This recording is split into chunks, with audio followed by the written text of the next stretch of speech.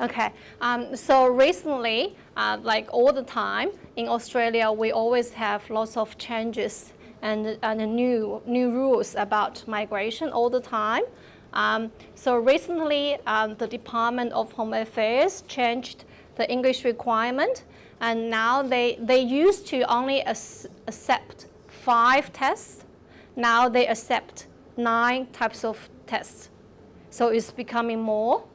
And if you are looking down the list here, so we still have some of the popular one we normally take for English test, right? So we normally take IELTS or PTE in Australia. We don't normally take the other 7. It's not very familiar.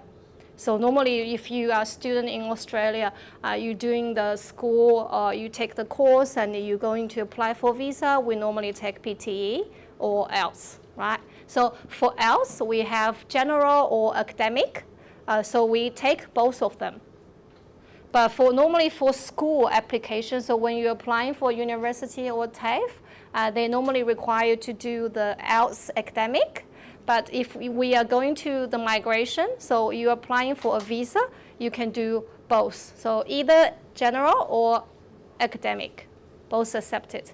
But do not take any like a pure online or a home test. So home test or the online one is not acceptable in Australia. And the PTE is very easy. PTE is PTE academic, not PTE online.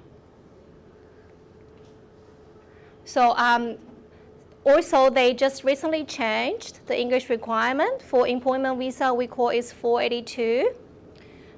So if you're taking the English test after 13th of September, this is the score you need to achieve to apply for 482.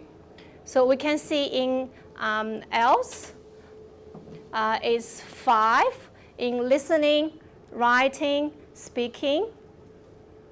So everything needs to be 5, IELTS 5.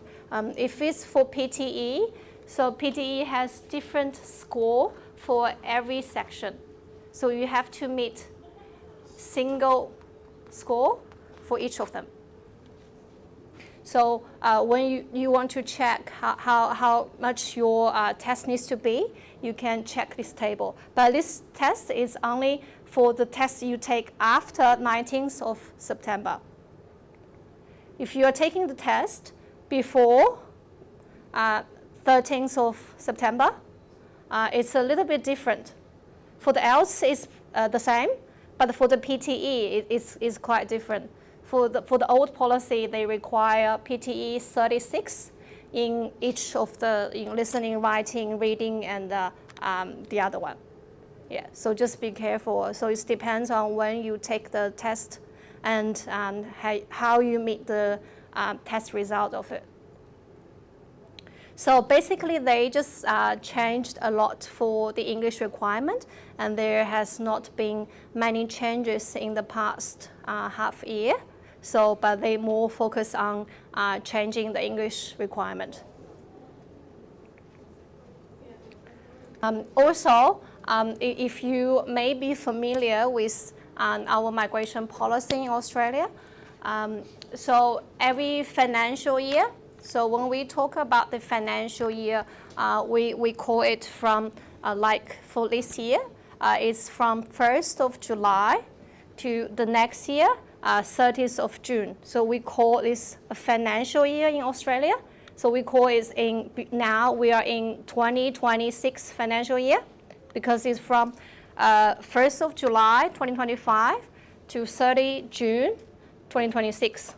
Okay, so we are going to, now it's in the 26th financial year. So every financial year, the federal government, Australian federal government, will make a plan to this financial year. So how much visas how we will grant this year, this financial year. So now we only know this number is for this financial year. So this number is particularly for the visa granted this year, this financial year. For visa granted, not invitation, not lodged, it's for visa granted. so which is the same as last financial year. But the quota for each state, so if we're looking at the state nomination, so 190 and 491, we call it state nomination, right? But the quota for the state nomination has not been published yet. So what does it mean? It means if you want to apply for the 190 and 491 this financial year, even some of the states, like Queensland, is already saying, okay, we are open to receive your invitation or to receive your EOI, right? But they haven't got exactly the number from the federal government saying how many people I can invite in this financial year. Does it make sense? Yeah. So we are the federal government only give a small amount of number to Queensland, like 100 or maybe 150 now, just to give you a little bit, and then you can send a little bit invitation out now, but the full quota, the full number of the quota has not been released yet. So we are still waiting for it. This year is quite special and hard, I would say, because now it's already almost in November, right? But we haven't received the full quota for this financial year. So every state is currently still waiting for that. Okay, so after we talk about the news and changes in Australia, and I want to share you the basic requirement you can apply for this state nomination, 190 and 491. Sorry, it's a little bit hot. Can you open the door? Yeah, a little bit, it's hot. So this is the basic requirement to apply for the state nomination. So first, you have to be less than 45 years old. Of course, like everybody, if you're a student, you can basically meet the requirement. And you have to have occupation on the occupation list. So currently, we are having lots of occupations. The one we use mostly, we call it medium and long-term list, the short-term list, and the CISO list. Okay. But when you apply for the state nomination, we can particularly look at which occupation you're applying for, and is it under which list. So it depends on, for example, if you are an accountant, accountant is eligible to apply for 190 and 491 because it's on the medium and long-term list. So we look at your occupation specifically. And you have to have at least 65 points. So this points is for the EOI, so express of interest. And you have to pass the skill assessment for your occupation.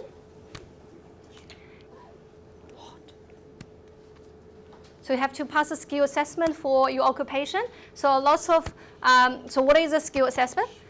Skill assessment is something like, so skill assessment is nothing to do with your work or job. So it's not like a registration or license.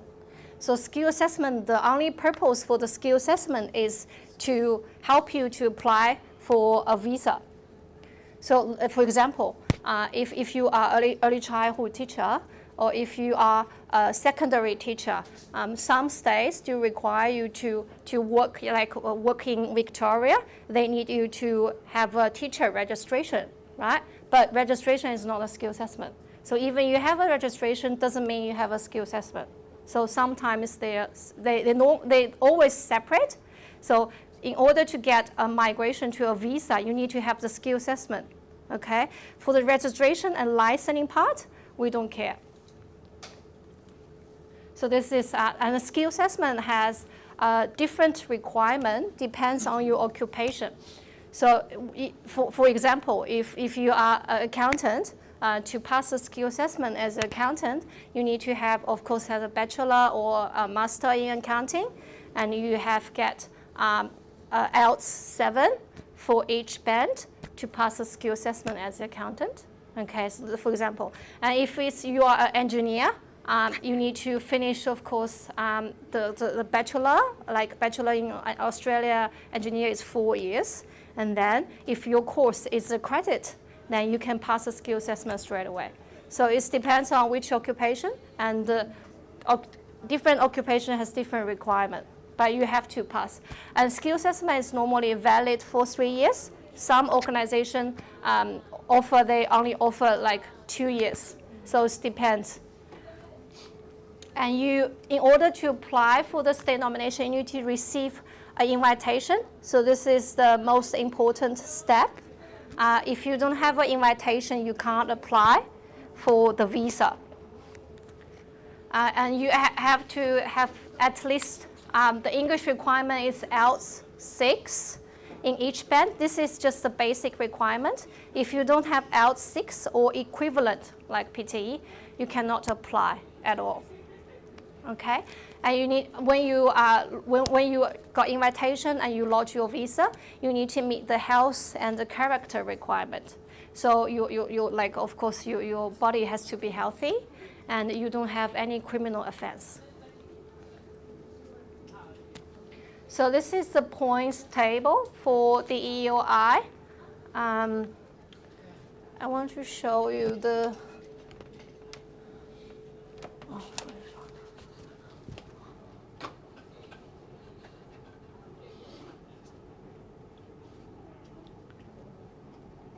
So this is the full points stats table for, of course, for 189 and also for the state nomination. So they are using the same points table. When we're looking at the start from the age, okay. So this is calculated based on when you lodge the EOI, how much is your point. Okay, so when you're lodging your EOI, if you are 30 years old, you will receive the most points, which is 30 points. If you are over 33, you will only have 25 points. And in the English language skills, so if you have the competent English, which means IELTS 6, so, but you got no points for that because it's just a basic requirement. If you having the proficient English, which is IELTS 7, you get 10 points. If you get superior English, which is IELTS 8, you get 20 points. So the maximum points you can get is 20 points for your English. And also they add points for your employment, like work experience. So it depends on you have work experience inside Australia or outside Australia. So if it's outside Australia, if you have more than 3 years, but less than 5 years work experience, you will have 5 points. But maximum you can get 15. Even if you have over 10 years work experience from overseas, you can get only maximum for 15. And if you have work experience in Australia, if you have 1 year, you get 5 points. If you have more than 3 years work experience in Australia, you get 10 points. So how we calculate your points, if you say you have work experience. So basic idea is the work experience has to be related to your occupation, of course. For example, if you want to migrate as an accountant, you got skill assessment for accountant, but you worked as a waiter or in IT or in as an account payable, as an account receivable, which is not relevant or at the skill level of the accountant. So you are not able to claim your work experience in your EOI system. Only the relevant skill work experience can be claimed. And also, you need to, the work experience has to be over 20 hours per week. So if it's like a part-time or full-time, but it's or casual, it doesn't matter, as long as it's over 20 hours per week. So you have to calculate how much hours you work every week. And of course, normally, you can claim all the work experience if you have after you finish your qualification. If it's during the qualification or even before the qualification, maybe not. And for the education, so if you have completed a PhD from Australia, you can get maximum 20 points. If you finish just a bachelor or master, you get 15 points. If it's a diploma or TAFE, you get 10 points. And then if we go into the specialist, so this is what we call STEM. So normally, if you do a Master of Research only, research, not coursework, okay? Master of Research and PhD in the major down here, you get extra 10 points, okay? So it's like normally for the STEM students. And you get Australian study requirement for 5 points. If you studied a degree or diploma in Australia for 2 years, you get this point as well. So normally if you finish the bachelor, you get the bachelor 15 points and plus the 5 points for Australian study requirement. And for the professional year, now we only have the professional year for accounting, IT, and engineer. So only these kind of graduates can get extra 5 points for professional year. It's like a professional year. It's like a 10 or 11 months course. So once you finish it, you can get the extra 5 points.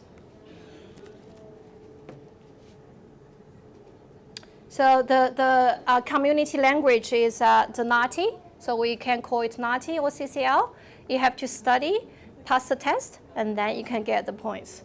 And for the regional area, studying regional in Australia, so this one also gives you extra 5 points, but this one has the same rule. So you have to study the whole course, the full course in regional area for 2 years, for at least 2 years. For example, regional area in Australia now is like in Gold Coast, in Sunshine Coast, but not in Brisbane, not in Sydney, not in Melbourne. I do get lots of questions asking me if I finish the first semester in Brisbane and then I transfer the rest of the semester to the Gold Coast, I still have the regional point? My answer is no. So you have to finish the full course. Like if the full course is 2 years, you finish 2 years there. If the full course is 3 years, you finish the full course there. You cannot include the time you spend it in the big cities.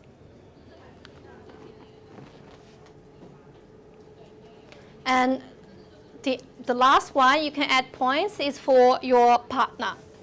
Okay, so if you have a partner, a de facto partner, or you already married, so she or he is your partner, you bring him or her in your visa application, right? Okay, so if your partner wants to add points for you, how can he do it? So he needs to pass the skill assessment, which the skill assessment occupation has to be on the same list with you, okay, to add points for you. And then the partner also needs to have the competent English, which is IELTS 6. If the partner get both skill assessment and English, she can add 10 points, which is a maximum. If the partner only has the English, the competent English, she can only give you 5 points. If she has nothing, like no skill assessment or no English, she cannot add any point for you, so it's 0. And also if your partner is an Australian PR or citizen, they can also add another 10 points. So this is the full list of the points test. If you are interested, you can just Google yourself and calculate your points based on the department's website. So we are going back to our PowerPoint. Oh, do I do it? Oh, yeah.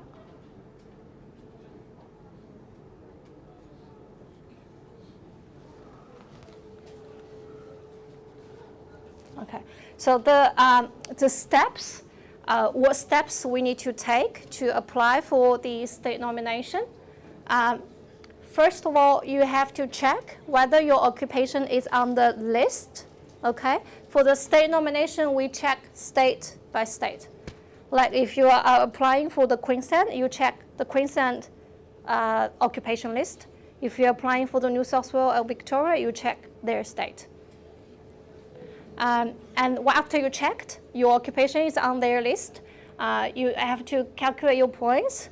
To be able to lodge an EOI for 190, you have to have at least 60 points because they will give you extra 5 points if you're applying for 190.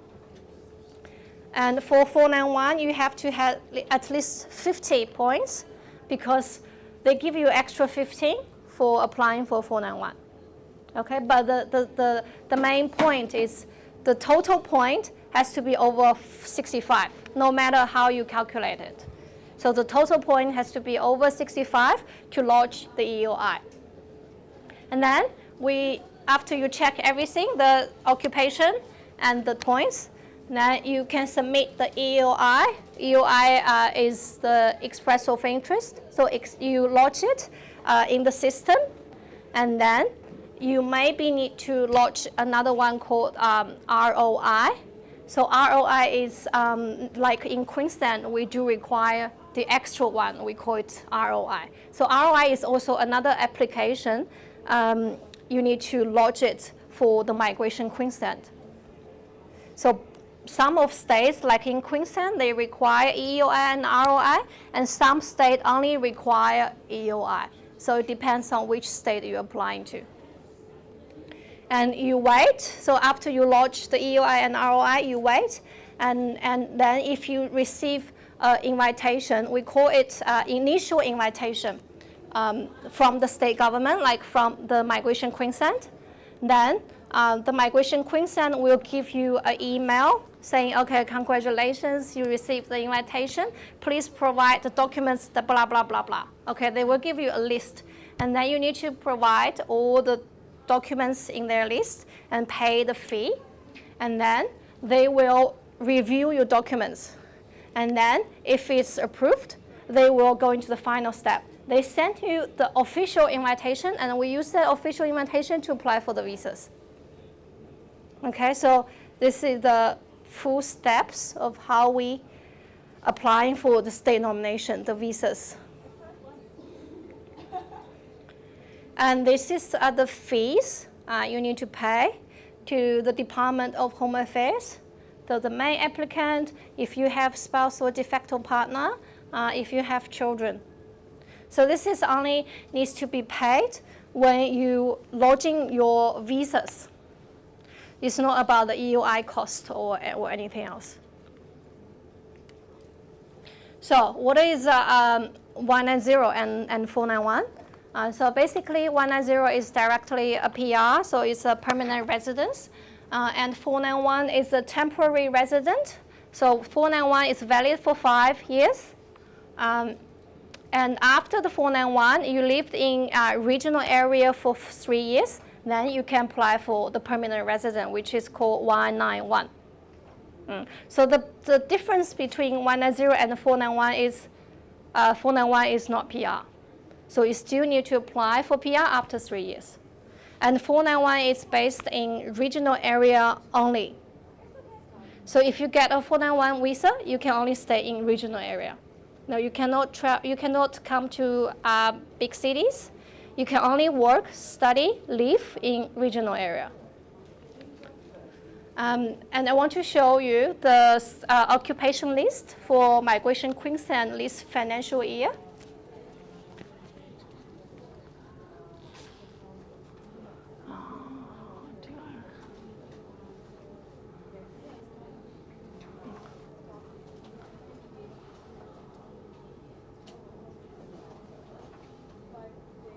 So if you are interested in applying for the state nomination this financial year for Queensland, so you are going to be very familiar with this website.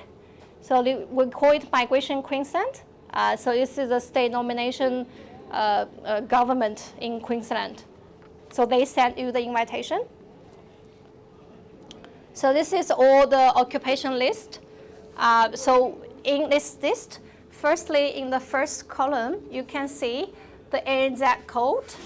So every occupation has their unique code, okay? And then it's the name of the occupation. Then which visa you can apply to. So basically, like for the sales and marketing manager, so you can only apply for the 491, not in 190 in Queensland this financial year, okay? And then if you are a manufacturer, you can apply for both 491 and 190. So when you check whether your occupation is here, firstly you have to check your occupation is here, okay? If it's not here, you can't apply. If it's here, then you check which visa you can apply, okay? So this is not, I would say, not very long list. This financial year, Queensland is very hard. I will say it's the hardest one across Australia, okay? So because they have very limited occupations here.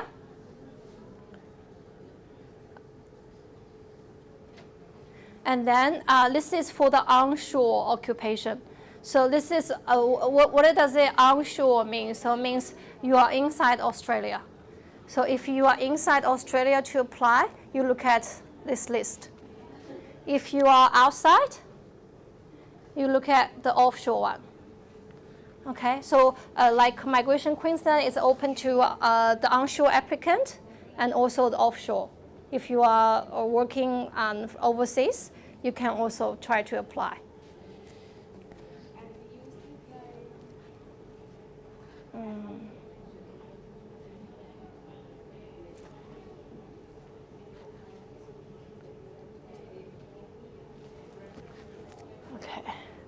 Okay, so this is some rules if you want to submit EOI and ROI for Migration Queensland this year. So I recommend each applicant only submit one EOI and ROI. Do not submit multiples EOI and ROIs because it will really confuse them, okay? Because they don't know which one you are applying to. Just submit one. When you get everything ready, and just submit one. Of course, if you submit multiples, like you submit 3, it doesn't help. Okay, it's still the same rule. If you accidentally submit multiple ROIs, they only look at the most recent one you submit. And when you're doing your EOI, there is a question asking you which state you are applying to, right? So normally you put the Queensland if you want to apply for Queensland. But this financial year, you don't need to apply to put Queensland in there. You can just leave it any other state or just leave it blank there. You do not need to submit a new EOI in this financial year if your previous EOI is not expired. But you must submit a new ROI in every financial year. So for example, if you submit a EOI in last financial year for Queensland, in this financial year, you need to submit a new one. You can't use the one in last financial year.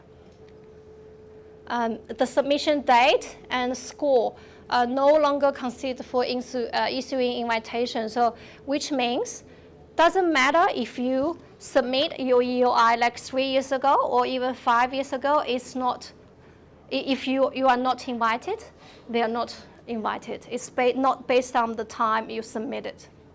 Okay, it's not also based on your points.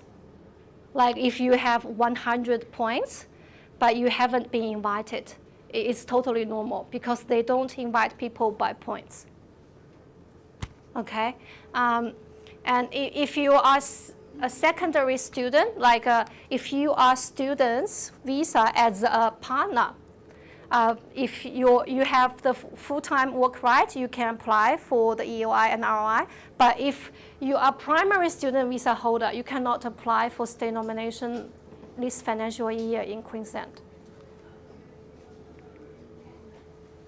So when I said if your points is very high, but they still do not invite you, so what is the criteria they invite people in Queensland? So firstly, they will look at your skills and the qualification. So skills is like work experience, your degrees. So they will look at, and they will look at your work experience with salary, and ability to find and keep a job. And for the salary, they didn't say like how much of you have to earn annually, but I will give you an example. If you are earning annually, if you are earning over 100K, you will be considered maybe possible in Queensland, okay? But it depends on which occupation. But normally it's gonna be 100K or something like more than 900K. Sorry, 90K. Yeah. So depends on which occupation. But you have to earn pretty high to be invited by the Migration Queensland. And the location for employment, so they will probably look at who is your employer. Is it a big company? Is it a big four? Is it from one of the biggest banks? So they will look at your employer's quality. And then they will look at your age to see if you are very young or you are over 40 or something, and your English competency. So normally you have to be at least have IELTS 7 or even IELTS 8 to be invited. Okay, so if you can reach the highest English level, you will have more chance to be invited. Also, they will look at your partner skills. Does you have a partner? If you have a partner, does your partner pass the skill assessment and have the English? If you don't have a partner, it's okay. But I would say they just prefer you have a partner and your partner pass the skill assessment and pass the English.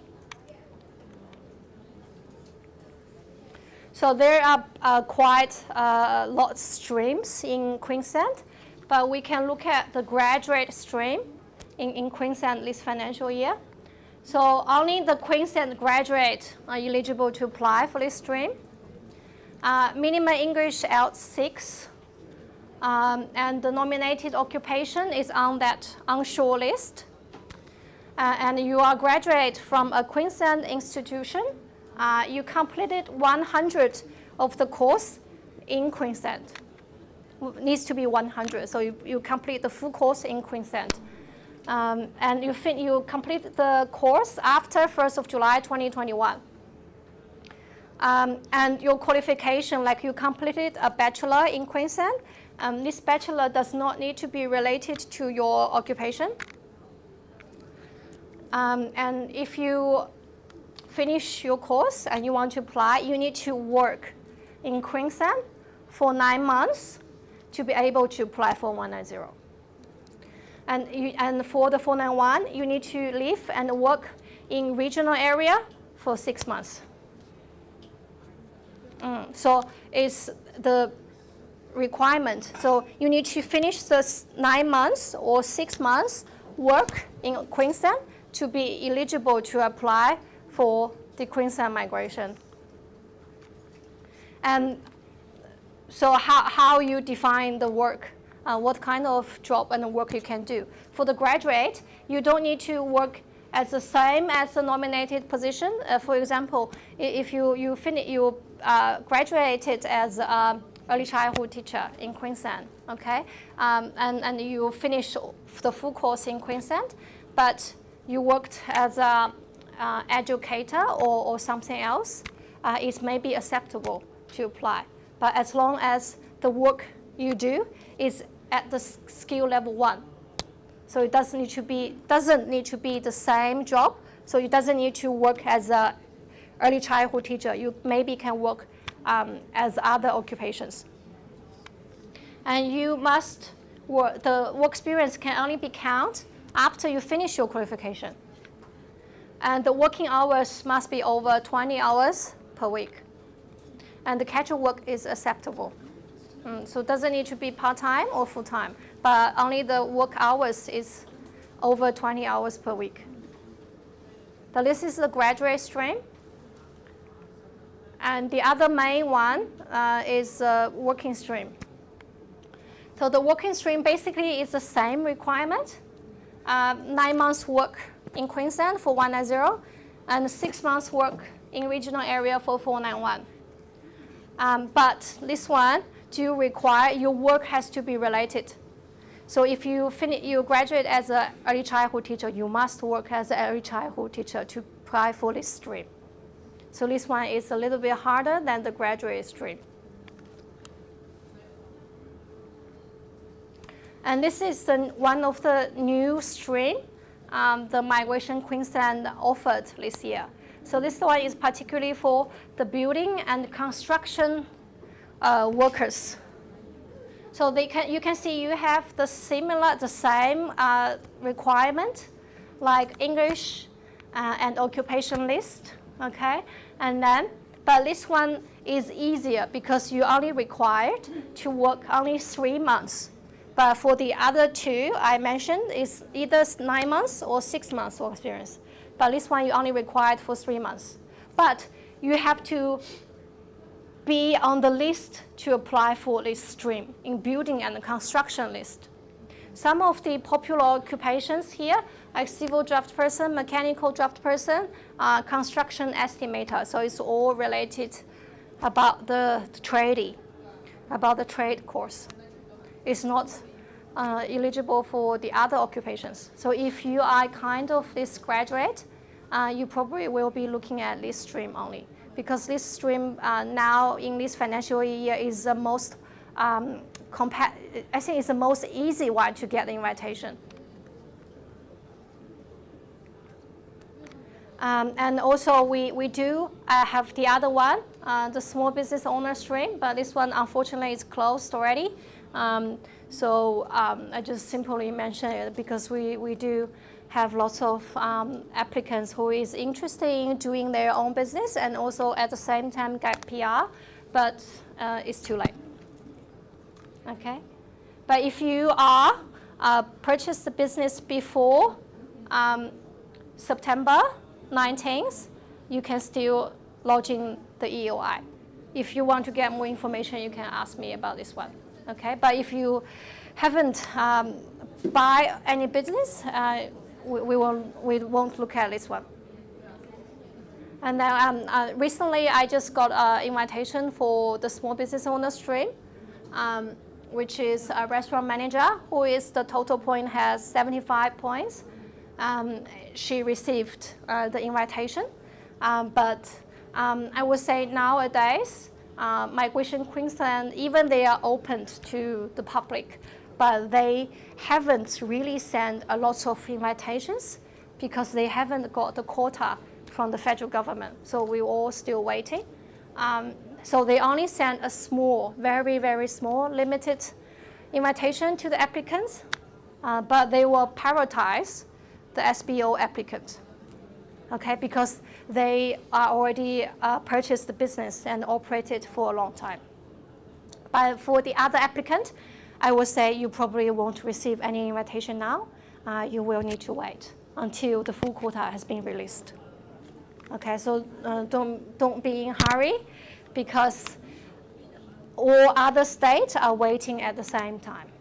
So nobody will send a lot of invitation now. And we don't know when the quota will be released from the federal government. We are still waiting for that, but hopefully it will be soon. Okay, and so this is my contact details. If you are interested, you can add WeChat or WhatsApp. And I can, if you have any question, I'm free to ask about any question you may have with this seminar.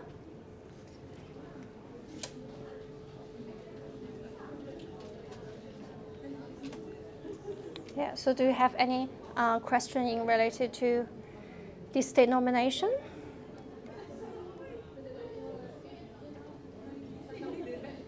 What time is it?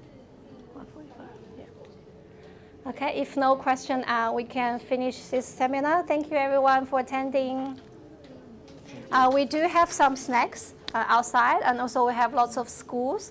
If you are interested in applying for any course, you can have a consultation with them. Okay, thank you everyone.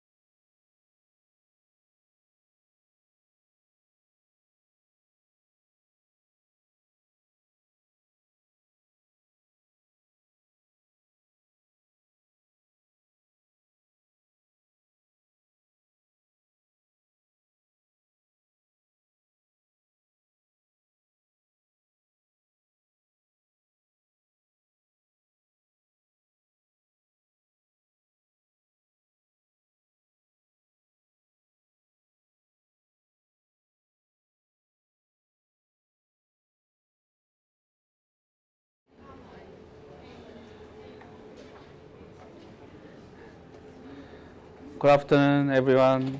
Hi, my name is Namo Kim. I'm the senior migration agent at Seoul Edu Migration. So today, I'm going to present about the construction-related occupation and migration opportunity for those occupations.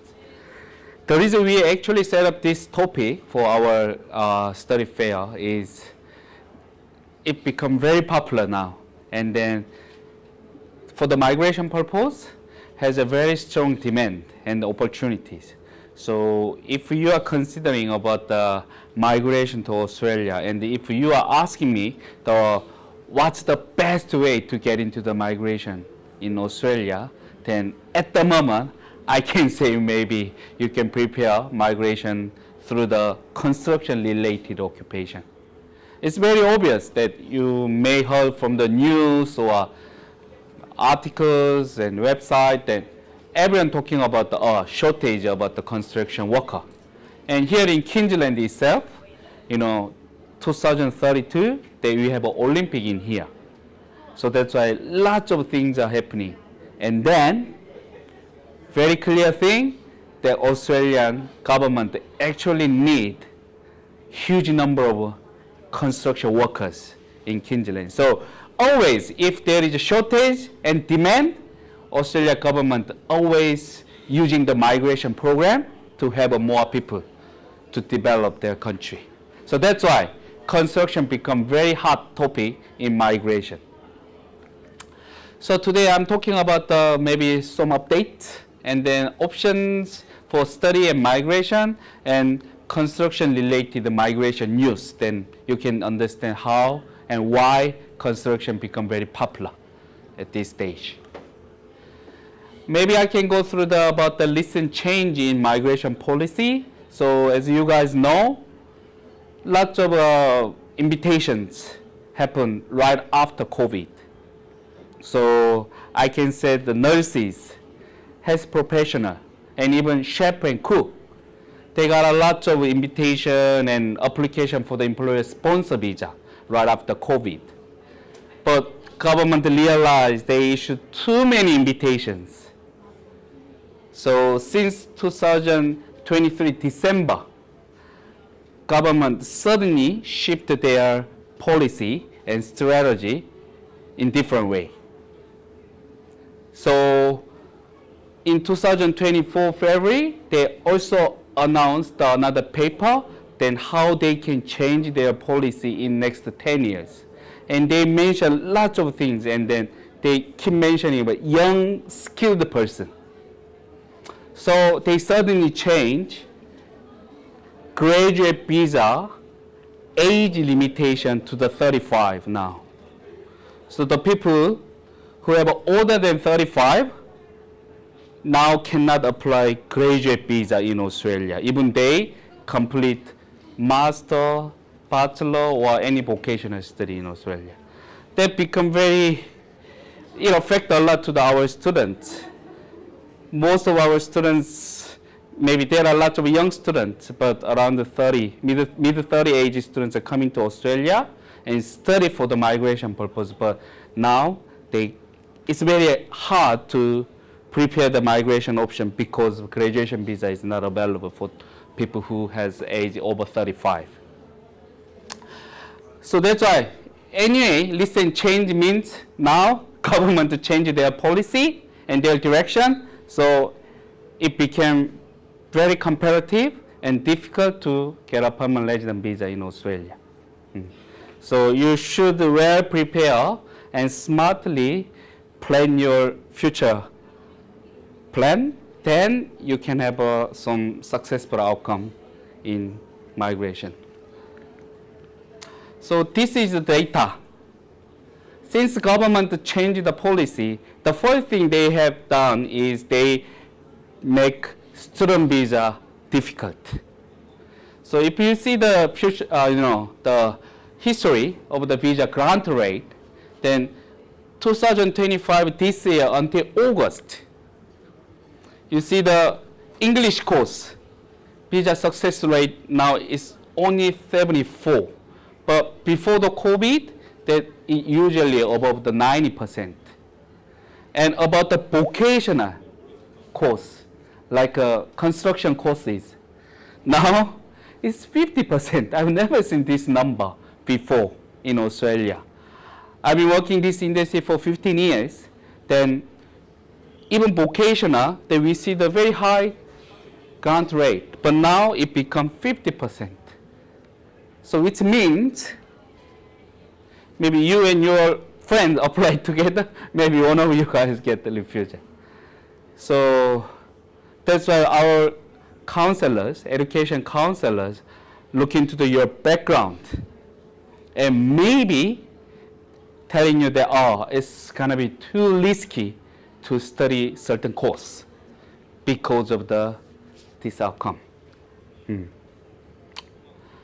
Basically, if you have a bachelor or master and have a different experience, then suddenly downgrade to the vocational level in new field, have a very high chance to get the visa refusal. But even though you are a little bit older, but if you have a related background, then even though you downgrade, there is a chance to get the visa grant. So it all up to your background. So we not just giving you the option about the study, but our counselors may look into your background. So what is your previous study? What is your previous work history? Blah, blah, blah. So it's very important you to understand now in Australia, student visa is the hardest visa to have. But higher education part, if you're looking for the university or college for bachelor or master option, the grant rate is still very strong. 93% of the application is granted now. So if you look into the construction, then I may introduce the 4 occupations, which is the most popular occupation in construction area. Carpenter, cabinet maker, tiler, and painter. Many schools are offering related courses, and required qualification is only certificate 3. Certificate 3. So certificate 3 means it's about year 11 in high school level. So that's why if you have a master degree already from your home country and suddenly study painter for certificate 3, then immigration officer may think, oh, you are not genuine. Your purpose of study is not real. So that's why they refuse your application. So again, you have to counsel with our counselor about all the things about your background, work experience, and the motivation and future plan, then have to make a decision together. But why construction occupation become very popular? It's just about the migration purpose? Yes, but also if you see the salary information, actually this is from the seek.com, which is the most famous website, recruitment website in Australia, right? Then they provide the survey. Then like a carpenter is 80K to the 100K, it's average. Cabinet maker, 80K to 90K. Tiler, 85 to 90K. Compared to my home country, South Korea, their salary is very high. Maybe same to your country as well. So that's why the people in Australian doesn't like to work in this industry, so maybe international background people may go and work and then have a good salary from this industry. And painter, see, 75K to 85K. So it's compared to the other occupation, it's a bit high. And then this salary become very important for you to apply the employer sponsor visa later. So I will explain later about why this salary information is very important. And study option again, then they are actually providing certificate 3. For example, with the carpentry, they have a certificate 3 in carpentry course. Then many schools are offering this standalone certificate 3 course for 2 years. But some school offering this course 1.5 year and make a package with a certificate 4 or diploma. The people who already have a bachelor or higher qualification but really want to study about the construction, then we may ask you to consider this package because diploma is relatively higher compared to the certificate 3 only. So the package is important in some case. But some colleges like TAFE, Queensland, they don't offer diploma. They only offer certificate 3 courses. So that's why you have to counsel with our staff that which college or which TAFE is offering which kind of courses in construction. It's all same, like a painting course, and the wall and floor tiler course. They all with the certificate 3 and can package with the 34 and diploma. It depends on the college or school that you can see this college is offering the package course or 2-year standalone course. So you can check. The entry requirement is about 5.5, but academic requirement is just a high school graduate, so easy to enter. But tuition fee is way different. So I said it's 18,000 to 30,000, but I guess you can find the cheaper one as well, or you can find the more expensive one as well. But when you consider the school, I really want you to check those things, whether you're going to go through the private college and TAFE.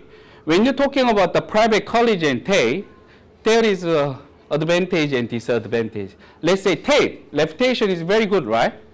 But TAFE only have a February intake and July intake. So you can only start the February or July. And then TAFE is a semester based. So if you fail one thing, then you have to repeat again for next semester. But college is unit based. So you can fail and repeat, fail, repeat, and then always go through. And then tuition fee wise, college is way cheaper than TAFE. But when we talk about the tuition fee, I also really want you to check. Okay, for example, the cookery and construction. The tuition fee is cheap. It doesn't mean it's always good for you, to be honest. It always reflects the material that you are using during the class. The school, they're also looking for the profit, right? So that's why if they have a very cheap price, then maybe you can share one ingredient with 3 or 4 students together. But TAFE, yes, expensive, but if you see that their kitchen and their like a carpentry, the workshop is huge. And then you guys are making the like a granny plate from the first to the end at the class. But maybe some private college, it's cheaper, but you guys are using the material again and again and again. That's why the tuition fee always telling about the material. That's actually from my experience. So too cheap, I think you have to think and check again. They visit the campus and workshop, then whether they are really doing the practical things or not. Because of the construction course, they really want you to develop the skills during the class. But if you don't have a proper tool, if you don't have a proper material to build the house, then what are you going to practice, right? So it's very important you to check before you select the college.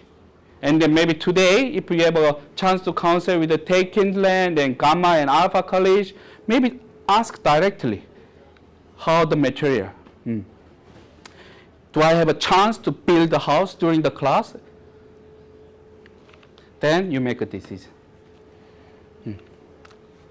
And if we complete the 2 years study in Australia, whether it's a certificate 3 only or certificate 3 plus certificate 4 or certificate 3 plus diploma, it doesn't matter, but study 2 years, then we can apply post-vocational education work stream graduate visa, which is very important. But again, this visa, now the age limitation is quite tricky. So if once you complete course, then you can apply the graduate visa until your age 35. So right before you get 36. So even you are 35, you still can apply. So please wisely calculate your age. And then it is a 1.5 year duration for the graduate visa. And then English requirement has been increased a lot. So now they require the IELTS 6.5. And each band at least 5.5. So long time ago, people who choose the construction, people who choose the cookery, then they are not confident about English, to be honest. But now, if you are not confident about English, then you may lose the chance to apply the graduate visa. That makes you very difficult to prepare the permanent visa, to be honest. So it's very important from the beginning stage, you must well prepare about your English. It's very important.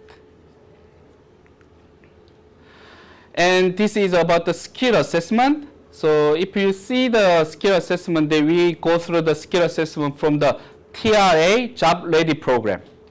Okay? So this is a 4 different stage. And first stage we call the PSA, Provisional Skill Assessment. Then with this process, we can finally apply the graduate visa. But after we get the graduate visa and then you're employed in your occupation, then you can start the second, third, and fourth. So from the second to fourth, you must work at your nominated occupation. Let's say you are preparing your permanent visa as a carpenter, for example. You complete the carpentry course, then you must get a job as a carpenter in here from this stage. And then after 6 months, TRA officer will visit your workplace and check whether you are working as a carpenter or not. And after 12 months, then they finally give the pass mark, and then you finally be ready for the skilled visa. So important thing, the first stage is not about your permanent visa skill assessment. It's only about the graduate visa application. But from the second stage, you must find a job in your nominated occupation. So if you complete the maybe painter course, then you must get a job as a painter from here. And 6 months work, then they will visit one time in your workplace and check. And then total 12 months, then you can finish the skill assessment. Then finally, you are ready for the skill visa. So this skill assessment process is very important. Without this process, you cannot apply any skilled visa. So skilled visa, if you are preparing the skilled visa, skill assessment is the compulsory. So the last month, the 2 months ago, August, the invitation round was happened. Then luckily, right before the invitation round, one of our students completed this process. Then we prepared the EOI. Finally, we get an invitation. So it was very quick. But if some of the students who couldn't complete this one, even they are ready about the English and everything, they couldn't do the EOI and then couldn't get an invitation for visa. So this process, so basically, once you complete the course, you always think about how I can finish this process quickly. If you complete this one, you are ready for the skilled visa. So that's why this process is very, very important. So this is 3 different visas under the skilled visa sector. It's a point-based, and then all the 3 visas require you to complete the full skill assessment, which I mentioned in here. So if you don't complete the stage 4, you cannot prepare any of the skilled visa. So skilled visa 189 is a skilled independent visa. So at least you know the 3 visas, how it's different than if you are preparing permanent visa. So 189 visa is the skilled independent visa. It's a point-based. It doesn't matter where you are. just a point. So the point means your English skill, your age, your qualification, and your experience. Then collect all the point. Higher point get the invitation. So even though you are in Colombia, you are in Brazil, or you are in America, doesn't matter. Your point is high, then you get the invitation. Subclass 190 visa is a state nominate visa. So this is also based on the point. However, state nomination is required. So each state and territory, they have their own demand, right? So each state, they have their own program to invite international people to their state. So Queensland have their own Queensland state nomination program. Victoria have their own Victoria state nomination program. So they are different. And the occupation, Queensland, maybe we need more renewable energy field staff and the construction field staff and healthcare field staff. That's why they have more opportunity for the people from those areas, for example. But Victoria, we need more IT people. We need more like a finance-related field people. So they have a more flexible and the opportunity for the people from those areas. So all states has a different program. So 189 doesn't matter about the where you are. So it's not about the state nomination, but 190 and 491, each state have their own requirement. But 491, 190 visa is the permanent visa, but 491 is a temporary visa, but it is about the regional area. So let's say if you are working and living in Gold Coast in Queensland, for example, they are classified as a regional area in Australia for migration purpose. So if you are in Gold Coast, then you are eligible for the 190 visa and you may eligible for the 491 visa. But if you work and living in Brisbane, you are not eligible for this visa. Because this visa requirement for the state nomination is you must working and living in Queensland regional area, which is Gold Coast, Sunshine Coast, Toowoomba, or further. However, this visa gonna be very important for you for the future purpose because before the COVID, when competition is very strong, many people couldn't get a chance from those visas. So many people relocate to the regional area and prepare the 491 regional skilled visas.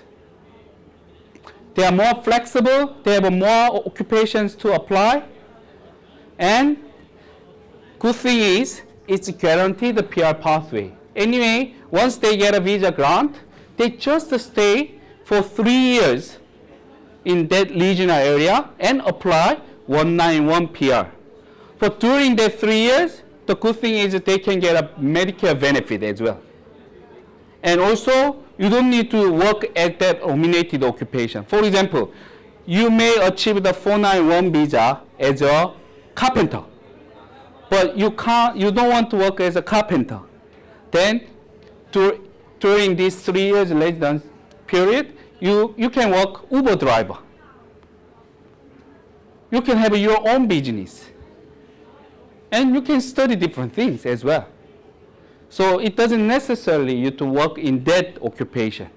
So that's why we said it's almost a guaranteed pathway for the PR, but just need another 3 years.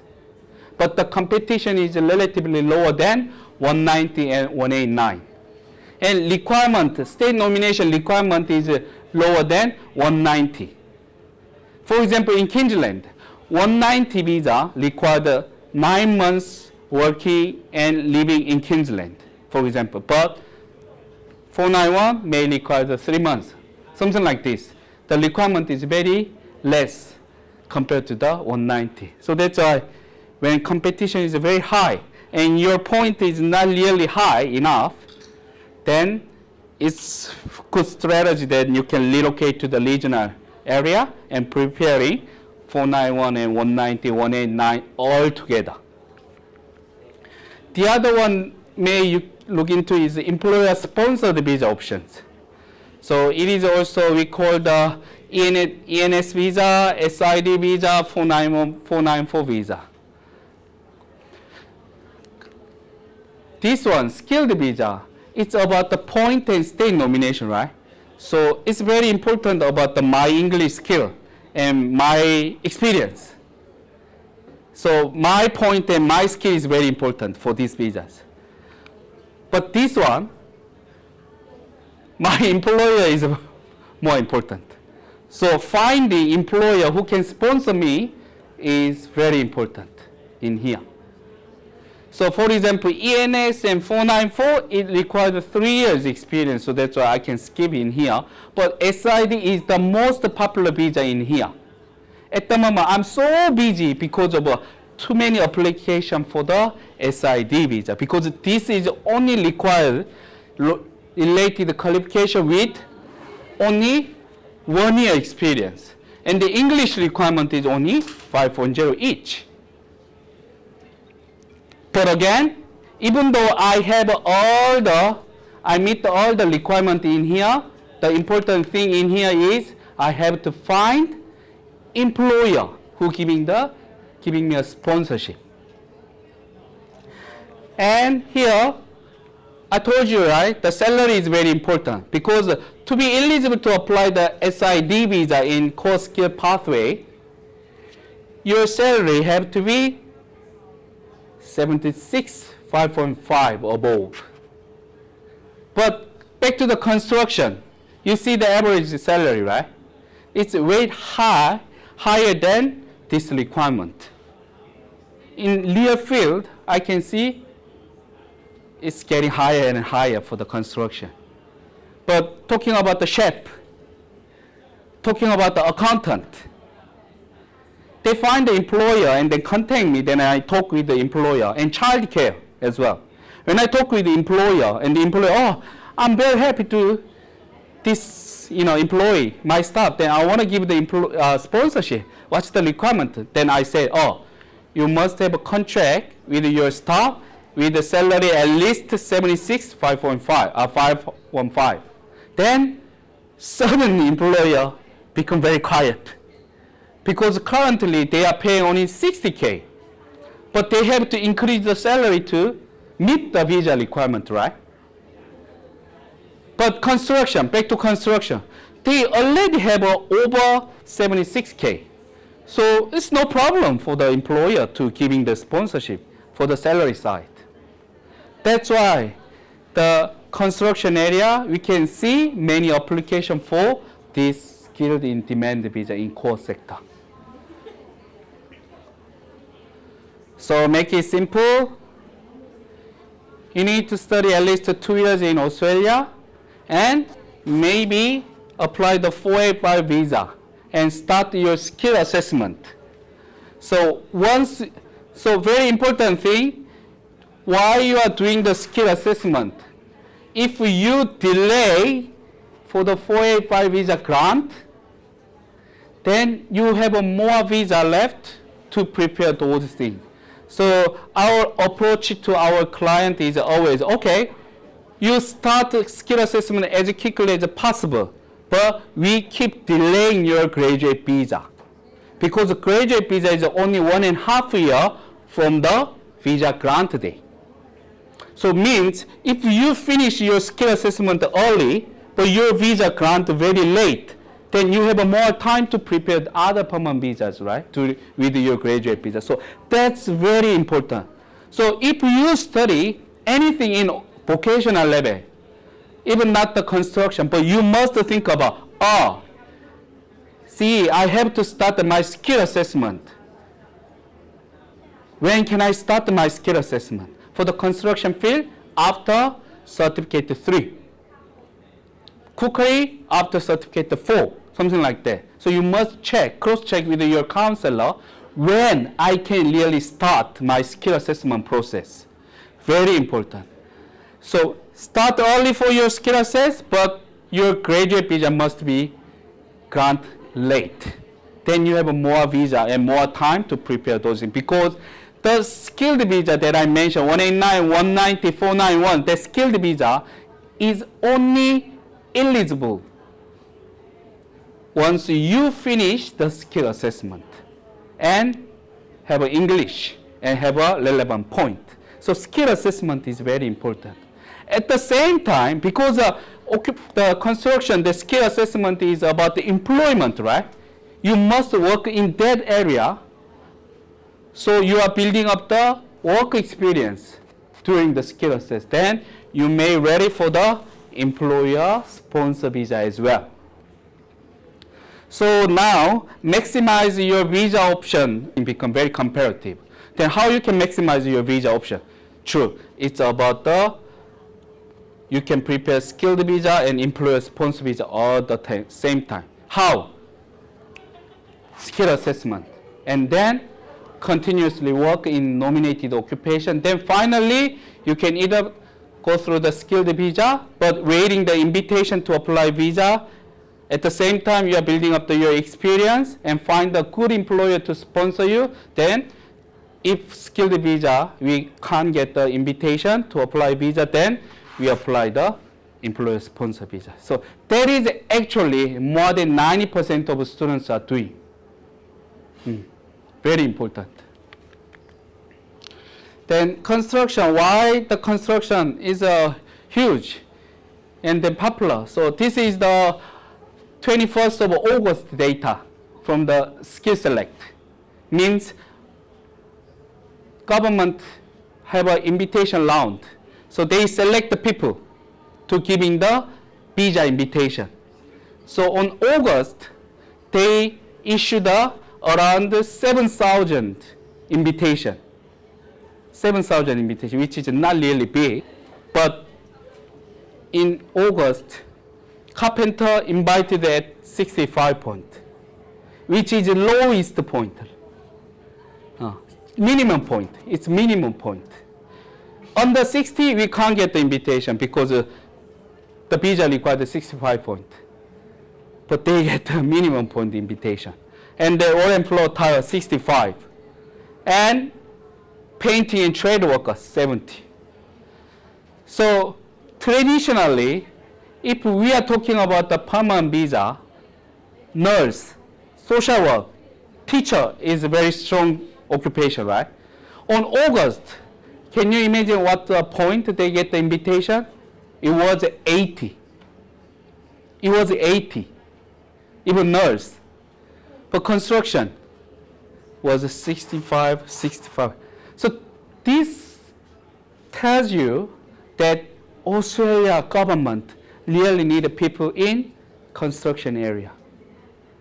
So in skilled visa sector, government need, but what else? In the real field, construction company, they really need people to work because they have a lot of work, but they don't have enough people to work.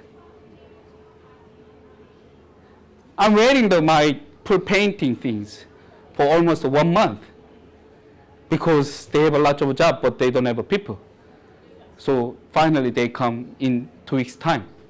Like this, it's a reality, right, in Queensland. So we need people in construction area. So that's why government issued lots of invitation in carpenter workforce and training. And then invitation point is the minimum point. So it tells you that now government really need people from construction. And another one, the Queensland state nomination. I think the presenter, our Lydia, already mentioned about this, but Queensland state nomination, it's telling about the state demand, right? State demand for the 190 and 491. But I'm in this industry for 15 years now, but it's the first time they make a separate stream for the specific occupation, which is construction. They make a stream for the building and construction workers.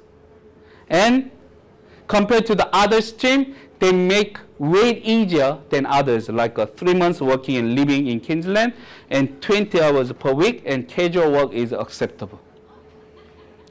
So which means you don't need to understand about what is this one, but you may have an idea the construction is a bit flexible and generous compared to the other occupation, right? That's the thing now. But maybe you can maybe ask me that, oh, what about if I study now and then 2 years later it's gonna be changed again? True, I can't make a PPT, then I search the Google, then see the many articles about the shortage. This shortage is not really resolved in the short period of time. And again, in Queensland, see, 54,000 shortage now in Queensland. And more infrastructure will be built up. Then the big construction company will take all the experience, carpenter, painter, and everyone. Then small company, how they survive? They need international students. True. That's what happened in the hospitality field right after COVID. That's always happened. Australia is very clear. If they have a problem, if they have an issue, if they need workforce, they're always using the migration program. True. That's why regional area now become very popular because they need the people in regional area. So Australia government provide a lot of benefit for the international students who are studying in regional area. So you must understand those things. And then I believe they have a lot of opportunity in construction field. And 2 years later, maybe different, but I have a more confidence that still there will be strong demand in construction. So it's not late for you guys. So today, thank you, it's everything. But today we have two colleges that are offering the construction course, that TAFE Queensland and Gamma and Alpha College. That you can have a booking with them and then talk with them about, again, what you have to check is like a material things, right? It's very important that be an international students that have a proper education during your study. If you go and then, like for example, make it simple, the cookery students complain a lot later on. They have just one chicken, have 4 people using the one chicken. But take 1 chicken per student. It's different. That's why they are expensive. I'm not asking you to choose always expensive, but you have to consider this one. There is a reason about the tuition fees.